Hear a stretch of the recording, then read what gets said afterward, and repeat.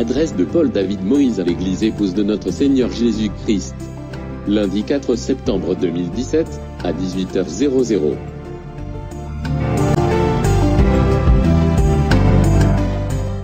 Shalom frères et sœurs en notre Seigneur Jésus-Christ. Nous sommes très heureux de vous retrouver avec un nouveau thème, qui concerne un mouvement de séduction des masses, en ces temps de la fin, qui en réalité, est un mouvement basé sur une doctrine satanique et maçonnique, intitulé le panafricanisme ou la divinité de l'homme noir, etc.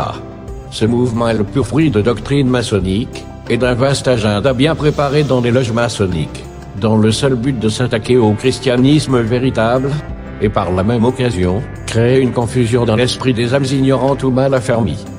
Tell Me More, une chaîne sur YouTube, est l'un des médias qui sert à la propagande de cette doctrine, qui tire son origine véritable des profondeurs les plus obscures de l'enfer.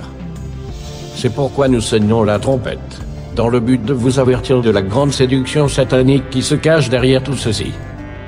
N'oublions pas que l'une des activités favorites des Illuminati, des francs-maçons et de toutes les sociétés secrètes occultes est de changer, falsifier l'histoire, avec l'intention d'induire volontairement et subtilement l'humanité dans l'erreur, afin de la conduire loin de la vérité, dans un reniement total de tout ce qui concerne de près ou de loin la divinité de notre Seigneur Jésus-Christ, le Dieu créateur. Tout ceci est dirigé par un démon, l'esprit antichrist. Alors, parlons maintenant de... Oui, Desmond Tutu, c'était. Ouais. Alors, parlons maintenant de Clarence 13X. Clarence 13X est le père fondateur et lui qui a formé une secte qui s'appelle les 5%ers. Voilà ce qu'on peut lire à son propos. La nation des 5%, donc 5%ers, a été fondée par Clarence 13X, qui a joint le temple numéro 7 à Harlem dans le début des années 1950, alors dirigé par Malcolm X, et est devenu lieutenant des Fruit of Islam, la sécurité de la Nation of Islam et un ministre étudiant. Donc pour être lieutenant dans les Fruit of Islam, on avait vu ça il y a 2 semaines, il faut être Black Shriner, donc franc-maçon du 32e degré. Clarence 13X en fait va quitter la Nation of Islam, il va amener dans la rue les enseignements de la Nation of Islam. Il va se concentrer en fait sur les jeunes afro-américains qui étaient dans la rue de 13 ans jusqu'à 15-16 ans à peu près. Il va se concentrer sur cette jeunesse-là, il va aller auprès d'eux dans la rue, va fumer des joints avec eux, va jouer au dé avec eux et va leur enseigner toutes les fausses doctrines qui étaient présentes, qui étaient enseignées dans les temples de la Nation of Islam aux adultes. Alors, ça c'est le logo des 5%ers, qui est aussi appelé The Nation of Gods and Earth, la nation des dieux et des terres. Donc dans l'enseignement des 5%ers, l'homme noir est considéré comme un dieu et la femme noire est considérée comme la déesse Gaïa, si vous voulez, comme la déesse terre. Okay. Alors, les 5%ers décomposent la société afro-américaine comme suit. Tout en haut, vous avez les 5% des disciples de Father Allah. Father Allah, donc Père Allah, c'est Clarence 13X, qui se faisait appeler ainsi. Vous avez les 10% qui gouvernent par la corruption, les 85%, donc ils vont mettre dedans par exemple Barack Obama. Et puis vous avez les 80%, les 85%, la masse qui ignore la divinité de l'individu. Donc ça c'est nous qui mettons dedans, si vous voulez. Okay. Donc les 5%ers considèrent que l'homme noir est Dieu, qu'il est le Dieu. Les 5% sont les pauvres enseignants droits justes, poor righteous teachers, qui prêchent la divinité de l'homme noir, le Dieu qui est manifeste, pas un spectre, pas un Dieu mystérieux, et qui sauvera les 85% de la destruction. Donc c'est ni plus ni moins que ce fonctionnement, 5%, 10% et 85%. Alors dans Islam in the Mix de Ted Swedenborg, du département d'anthropologie, je crois, de sociologie de l'université d'Arkansas, on apprend ceci. En plus de ces innovations théologiques portant sur la divinité de l'homme noir, Father Allah a eu une autre contribution significative.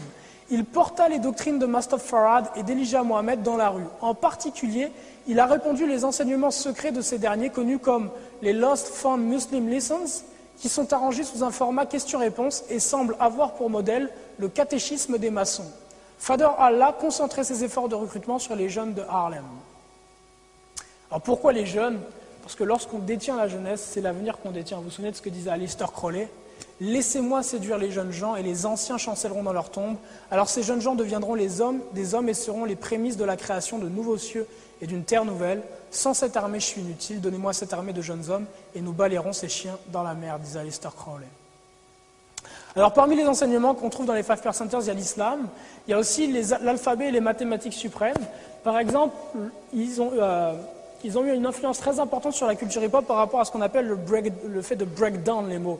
De casser les mots dans la diction, dans le flow qu'on a dans le hip-hop. Si vous prenez Allah, par exemple, il décompose Allah comme si arm, leg, arm, head. Allah, la divinité de l'individu. Okay. Et il donne beaucoup d'importance aux arts martiaux. Est-ce que vous connaissez un groupe hip-hop qui donne beaucoup d'importance aux arts martiaux? Le Wu-Tang Clan donne énormément d'importance aux arts martiaux et tous les membres du Wu-Tang Clan ont grandi dans la secte des 5%ers. Alors, Clarence 13X est mort en 65, s'est fait assassiner, mais la secte existe toujours. Hein. Donc la divinité de l'être humain, donc arm, donc bras, leg, jambe, arm, le bras et head, la tête, Allah. C'est comme ça qu'il le break down. Donc là, vous avez une photographie de membres des 5%ers, voilà à quoi ça ressemble. C'est assez exotique. Hein. Dans la partie précédente, nous vous avons mis dans le contexte afin que vous puissiez comprendre de quoi nous parlions. Dans cette partie-ci, nous vous présenterons quelques séquences de vidéos de cette chaîne, qui est un véritable poison pour l'âme éternelle de chacun de nous. Nous laisserons passer quelques séquences que nous décrypterons.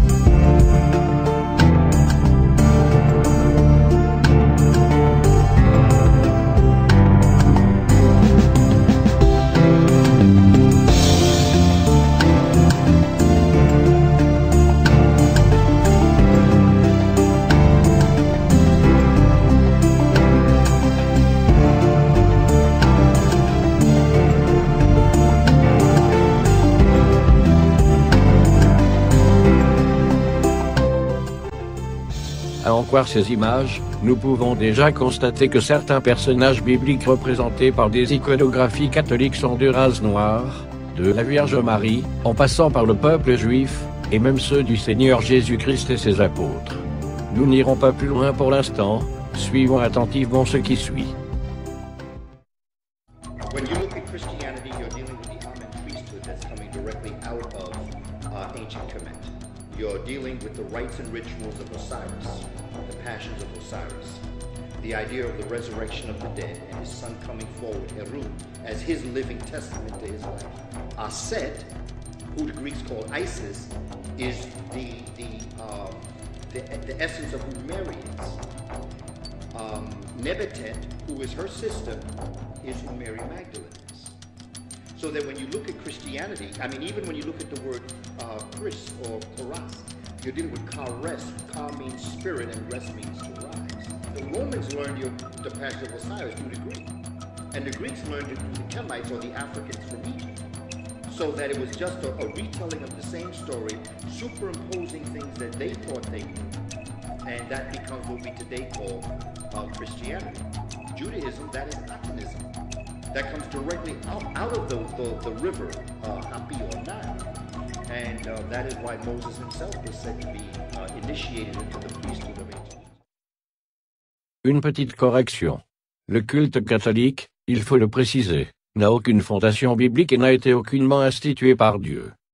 Donc il est à savoir qu'en réalité le christianisme dont il est question ici, est le catholicisme romain babylonien.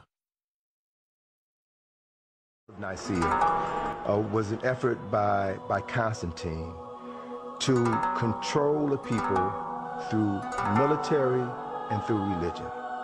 Whoever can control your concept of God has a weapon more powerful than any physical weapon, than any sword, any gun, any atomic weapon. Whoever controls how you relate to the unseen presence of God will not only control you, but can control your children and your children's children. So it was at the Council of Nicaea that Constantine, this emperor, needed to find a way to consolidate his power, because the people that he conquered in various parts of the world had different religions, different ideologies.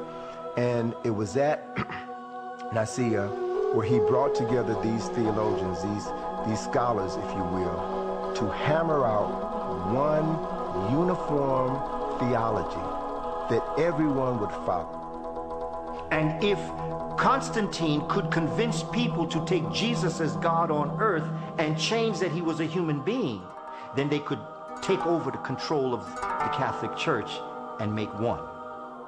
So they invited. And one of the priests was an African known as Arius. Bishop Arius. There's a book called Blacks Who Died for Jesus by Mark Hyman. Gives the story of Arius. Arius now gets word that Constantine knows Arius is coming to dispute this. Because he's saying, how are you going to tell people this?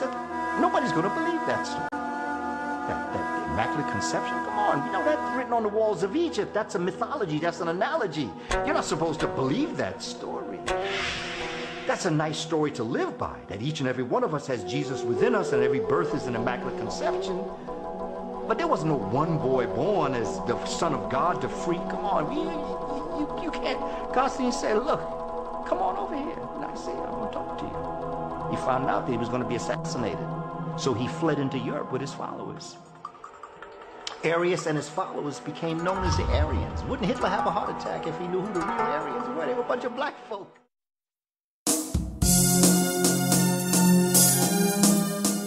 Il est très important de savoir que le Nouveau Testament a été rédigé par le Saint-Esprit via les apôtres, des siècles avant le concile de Nicée. Et bien même avant que le roi Constantin ne fût né, la doctrine de la divinité de notre Seigneur Jésus-Christ était déjà enseignée parmi les chrétiens du 1er siècle. Enseignement confirmant les Saintes Écritures, qui étaient à l'époque la Torah, et les prophètes. En effet, Ésaïe le prophète prophétisa en ces termes: car un enfant nous est né, un fils nous est donné, et la domination reposera sur son épaule. On l'appellera admirable, conseiller, Dieu puissant, Père éternel, Prince de la paix. Ésaïe 9, verset 5.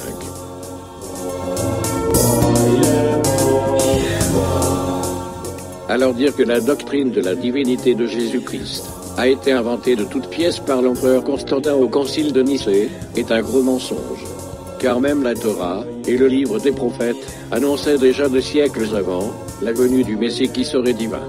Voir Genèse 3 verset 15 et Michée 5 verset 1.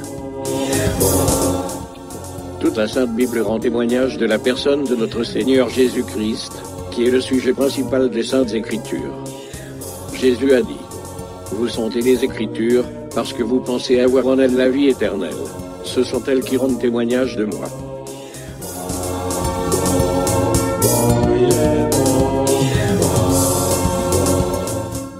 Quant à la conception virginale et la résurrection de Jésus-Christ qui sont niées, nous ne pouvons que dire ceci. Or, si l'on prêche que Christ est ressuscité des morts, comment quelques-uns parmi vous disent-ils qu'il n'y a point de résurrection des morts? S'il n'y a point de résurrection des morts, Christ non plus n'est pas ressuscité. Et si Christ n'est pas ressuscité, notre prédication est donc vaine, et votre foi aussi est vaine. Il se trouve même que nous sommes de faux témoins à l'égard de Dieu, puisque nous avons témoigné contre Dieu qu'il a ressuscité Christ, tandis qu'il ne l'aurait pas ressuscité. Car si les morts ne ressuscitent point, Christ non plus n'est pas ressuscité. Et si Christ n'est pas ressuscité, votre foi est vaine, vous êtes encore dans vos péchés. Mais maintenant, Christ est ressuscité des morts. Il est les prémices de ceux qui sont morts. Voir 1 Corinthiens 15, versets 12 à 20.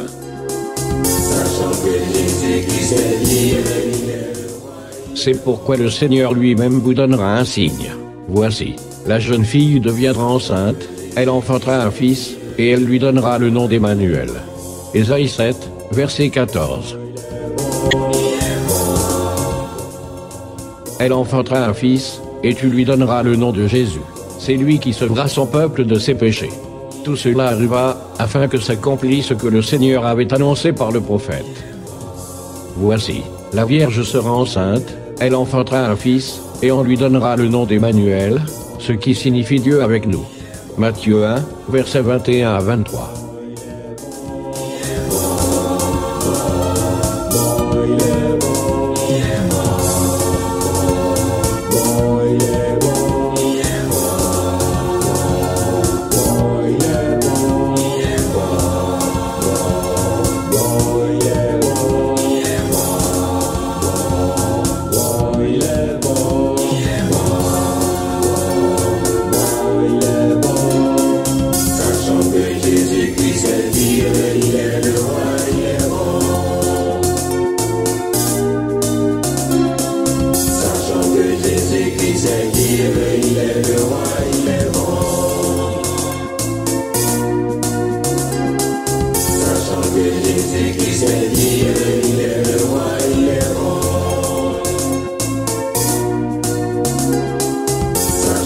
Jésus-Christ est libre, il est le roi, il est